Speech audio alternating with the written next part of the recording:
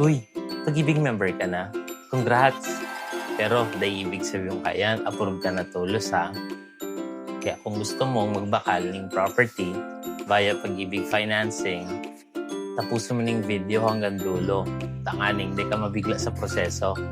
Kadaklan kaya iniisip ninda, pag-ibig member na ako, may contribution ako, so pwede na ako mag-loan.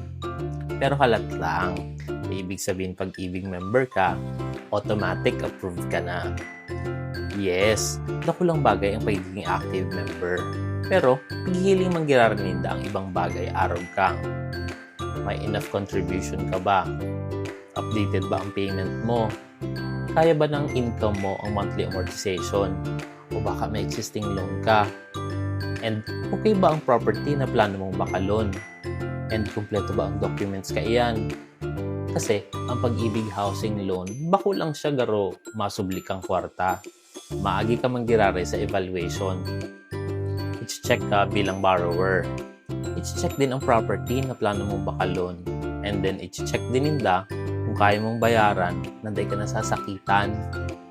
Kaya bago ka ma-excite sa nahiling mong harong or sa lote, di ka muna mag-reserve. Di ka muna magluwas ng dakulang kwarta. And then daig ka din magtubod pag sinabihan kang approve ka na kaiyan. Enot mong aramon, qualified ka ba talaga? Gurano ang possible loan amount mo? Ano pa ang mga requirements na kulang mo? And gurano ang possible cash out mo? Kasi mas maray ng malinaw bago magbakal. Kesa excited ka sa inot and then ang ending, problemado ka.